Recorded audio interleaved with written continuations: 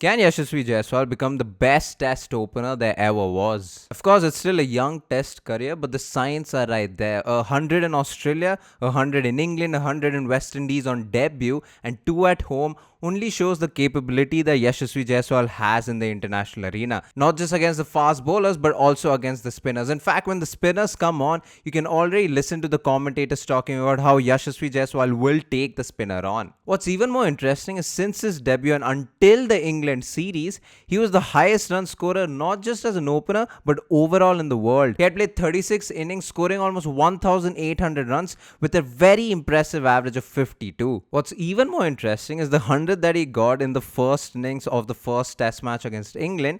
That was his first 100 where he did not score 150 plus after getting a century. It only shows that a young man like him, every time until now he has scored 100, he scored those big daddy hundreds. Now what is very interesting is the conversation people are having about his technique. Does he have a possible blind spot? Yes. Does he have a weakness? Does look like it. Is it something he can work on? Absolutely. Before we get into all of this, hit that subscribe button. Now we all know that at the age of just 11, Yashasvi Jaiswal decided to move to Mumbai to play cricket there from UP. Of course, it wasn't without trials and tribulations, but it also wasn't without scoring a lot of runs. Yashasvi Jaiswal at a young age was just destined to just keep scoring. In a Mumbai Sports School Association Inter-School Under-14 tournament, Yashasvi Jaiswal won the match for the team. He not only scored 127 with the bat, but he also picked up 4 wickets for just 39 runs. The coach of the team at that time also went on to talk about how it was an outstanding performance by Yashasvi Jaiswal. Now mind you, this trip to England isn't his first trip to England overall. In the 2018 and 19 season, Yashasvi Jaiswal scored a lot of runs on the under 19 level, not only at home but also in England. He scored over 290 runs against England and Bangladesh at the under 19 level, and he was consistently performing in the both red and the white ball format. Now here's the thing, right? Yashasvi Jaiswal at that stage of his career, very young, he was already talked about being the next star because of the amount of runs he was scoring at the junior level. Except you already know that there are so many batters like him who have scored a lot of runs at the junior level, but for one reason or the other, they aren't able to execute the same at the senior level. And a lot of people were very skeptical about Yashasvi Jaiswal being one of them. But things were to quickly turn around. From a modest Ranji Trophy debut, he then got selected into the Mumbai Vijayazare squad, which is the 50-over domestic format, where he played 6 games, scored 564 runs, and you know what the funny part is? He had an average of 112 and a strike rate of 106. It's funny because his average is way higher than his strike rate, and it says something when both of them are in the triple digits. What's more astonishing is that in this tournament he had 150 and 300s, and one of these hundreds included a 203 against Jharkhand. Yes, it's a 50-over format where he went on to score 200 plus as a 17-year-old. He became the youngest man in the world at that time to score a double 100 in a list A match. Now this is yet another example of Yashasvi Jaiswal being able to do it at the senior level for his state team. And from here, because of all the runs in the Vijayazare and in the under-19 circuit, he was then selected into the under-19 Indian team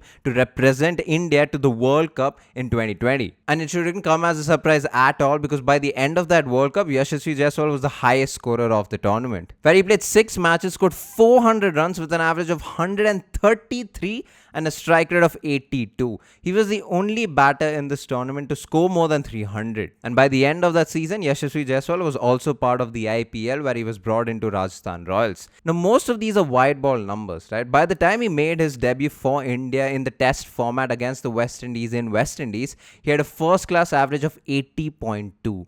All of these numbers should just tell you that the man has been scoring runs since a young age. And not just enough runs, but so many runs that you couldn't just ignore him. And even before the test debut, he had a list A average of 53 and a breakthrough IPL season as well, where he scored more than 600 runs with an average of 48 and a strike rate of 164. All of this just showed that Yashasvi Jaiswal is made for the big stage. So it wasn't surprising to many, but just beautiful to watch that on test debut, Yashasvi Jaiswal went on to score 100 in the first ever innings for India. The debut on 100 made Yashasvi Jaiswal the 17th Indian player to score 100 on debut. But what is so interesting about this test debut, and is still interesting to this day, is that it's the only time he went on to face more than 300 balls after scoring 100. And this isn't even his biggest 100. So as much as he's known to be a very attacking attacking opener and a player, not only can he attack, but he can also play time. By the end of that innings, he scored 171 facing 387 balls. Not only did he have 100 on his debut in the first innings,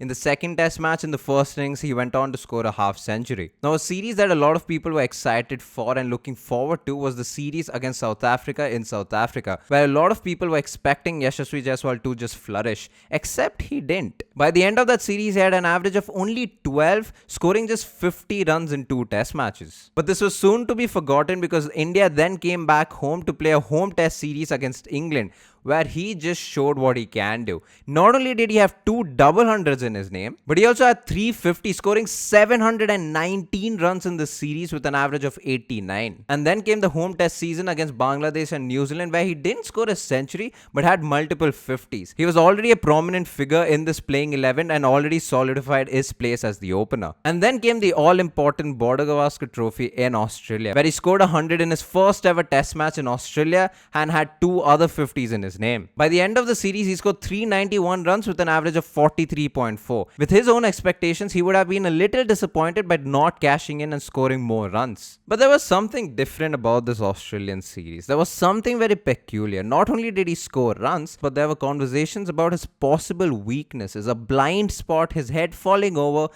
the ball that goes across him. There were a lot of narratives that could possibly define Yashasvi Jaiswal's career. Now, these narratives are important to look at, right? Because Yashasvi Jaiswal is very young into his test career, and for someone like him, especially with the world watching and doing a lot of homework, he will need to overcome the weaknesses that the opponents think that he has and possibly he himself has. Now, since his debut until the England series, Jaiswal against the fast bowlers has an average of 37, and against the spinners he has an average of 82, which comes with no surprise because Yashasvi Jaiswal being an opener, he will mostly see off the fast bowler, and because he's such an attacking batsman and loves to attack the spinners, he will automatically attack the spinners and score more runs against the spinners as well. If you ask the fast bowlers around the world, there are 2 possible things you could possibly do to Yashasvi Jaiswal. One, target his pads or the rib cage because of the possible blind spot that people keep talking about. Or second, if you're a right arm fast bowler, bowl over the wicket to Yashasvi Jaiswal, taking the ball away from him, and more often than not, he might just poke at it. And both of these problems are essentially because of the same reason, and that is his head position and the fact that his head falls over. Now, it's very important for you to understand that while batting, your head is the heaviest part of the body. So wherever your head goes is where your body follows, which is also why you hear a lot of commentators talking about every drive from the front foot or any shot that you essentially play should be first started with your head position. The number of times people keep talking about how your head should be still when the bowler releases the ball cannot be emphasized more because of how important the head position is. And this is where we get into Yashasvi Jaiswal's technique. Now, I'm sure a lot of people remember this. In the Border Gavaskar Trophy of 2024, the first day of the second test, Yashasvi Jaiswal gets out for a golden duck. With Mitchell Starc steaming in with the new ball and the pink ball, he gets out Jaiswal LBW. Now, to just go over the dismissal, this is what it looked like. And what is very important to understand is his head position. Now, this is something we will get into, but just to understand the basics, Yashasvi Jaiswal has a trigger movement where he goes back and across. So if you see, he's starting off in the middle stump and he slowly takes a step back onto the off stump. And this is only in the Border Gavaskar Trophy. Of course, it does depend on the conditions and the pitch where the batter goes to. But this is what he was doing at the time. And then he has an across movement where he takes his front foot to the off stump as well. You can see a bit of leg stump, but that's fine. And then he misses this ball and is given out LBW in the first ball of the innings. Now, to even start off with this, something to be very critical about is I find that Yashasvi Jaiswal does his trigger movement a little late, especially for a bowler like Mitchell Starc or anyone with express pace. You need to be able to do that initial movement before the bowler releases the ball. And this might not be concerning, but this is something he will work on eventually, is the fact that Jaiswal is still moving in the crease, which means his head is still moving, his body is moving, even while Mitchell Starc's releasing the ball. So he, as of yet, doesn't know where the ball is going to land, but he is continuing to move, which can be a little problematic while being express pace, because then you're still moving while the ball is being released and you might just be a little late to the ball. Now, what is quite interesting, in the practice match before the India-England series started, in the second practice game, Chris Woakes got Jaiswal out exactly like this. Now, if you see this dismissal again, Jaiswal goes back and across again. He's still moving in the crease while the bowler is releasing the ball. You will see Jaiswal work on this eventually. It's something a lot of young batters do, and with experience, they do start doing it earlier. And it's a ball pitched on the middle stump.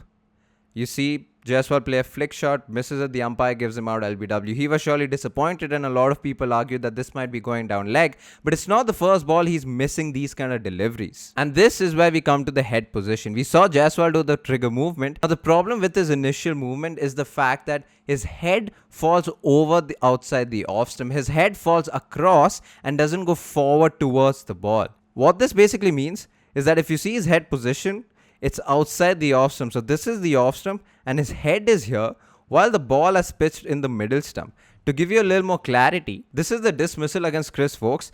The ball is hitting him on his pads while his head is outside the off stump. What this basically does is you're not really judging the line of the ball, or you're not able to judge the line of the ball because your head is falling across, which then means you're bringing the bat hoping that you're connecting with the ball. Because not only are you blindsided because your head's falling across and you're wearing a helmet. Imagine wearing a helmet where your face is covered. There is a bit of a blind spot in your peripheral vision, especially if your head's falling across this much. So you don't really see the ball after it pitches. You lose sight of the ball because his eyes are here while the ball is here. He's hoping to connect with the ball. He misses the ball and gets out LBW. And this is exactly the same case with the Mitchell Starc dismissal. If you see the Mitchell Starc dismissal, his head is way across outside the off stump. The ball is here. The ball is between middle and leg stump. And he has no idea where the ball is because he loses the sight of the ball after pitching and then gets out. To give you a little perspective, this is Sam Curran bowling to Virat Kohli, who I think has one of the most beautiful flick shots. And it's almost the same angle because Sam Curran is a left-arm bowler coming over the wicket and taking it across to a right-hander. Where for the most part, you can see that Virat Kohli's head is almost right on top of the off stump. But more importantly, it's still compact. Even if it might be falling across a little bit, it's still close to his body. And as you can see, the vision of the ball is quite visible until the last moment. And this is the important bit. If you compare the two images between Yashasvi Jaiswal flick shot against Mitchell Starc and Virat Kohli against Sam Curran, you will really realize the importance of head position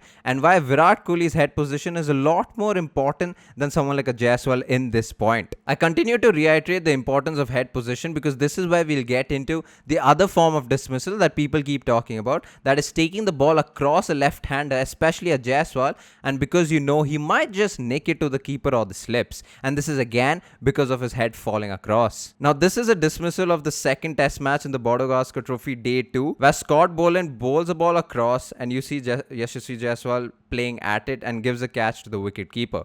Now of course this is a good delivery and I'm just being nitpicky here, but again if you see him do his initial movement, you see his head falling across and his head is outside the off stump and his eyes are not even leveled, and because of all of this he thinks that the ball is much closer to the stumps than it actually is. But eventually is what you realize that the ball was always going to go across the off stump. But because of the head position right here, he thinks he needs to play at it because the ball is a lot closer than he assumes it to be. And this is again something that happened in the practice games against the England Lions in the second test match. The ball was being taken across him. He feels like he needs to play at it. To be fair to Yashasvi Jaiswal, his head position in this is quite better and it is a good ball. Don't get me wrong, it is a very good ball and any left-handed batter could possibly get out. But if I were to be critical, he thinks he needs to play at it because of his head position and because of the fact that his head is falling across. So he thinks the ball is a lot closer to him or to the stumps than it actually is. Now to look at a comparison, we will use KL Rahul, although he does get out on this ball mind you, but the position is solid. It's Mitchell Starc taking the ball across to KL Rahul. He does play at it. If anything, he should have again left the ball on length and line because the ball is going across. So again, it is a good delivery and a lot of batters do get out this way. But what I do want to emphasize on is the fact that his head is towards the ball going forwards and not across. And that is something that Yashasvi Jaiswal will need to focus on. Because in the international circuit where a lot of bowlers and a lot of teams are looking at your footage over and over again, these are some of the things that are very identifiable with Yashasvi Jaiswal. Of course, he's an attacking player and he will go for his shots. But what is so much more important, especially at the test format, is the fact that he needs to make sure that his head position is right up there. Yes, Jaiswal is very young into his career and he'll only learn and grow and solidify his technique a lot more. But it was just very interesting refreshing to look at these footages and identify that this is something he could possibly work on. Because if you look at our previous videos and a lot of videos that we have done on technical players, these are players who have played a lot of matches and then have worked on something to improve their game. He is one such young batter in the world who's already promising, who's already scored tons of runs with the problem yet to be solved. Now, this has been a video on Yashasvi Jaiswal and his technique and his numbers and his story. If you've enjoyed this video, like, share and subscribe, all that good stuff. All of our links are in the description below. Check out our socials, and more importantly, we're hosting an event in Bangalore in Koramangala on July the 6th. And so if you like to have a discussion on cricket and meet us and talk to us about cricket, this will take place between 11 AM and 2 PM before the day's play of the second test match. So yeah, hopefully see you guys there. Thank you guys so much for watching. Peace.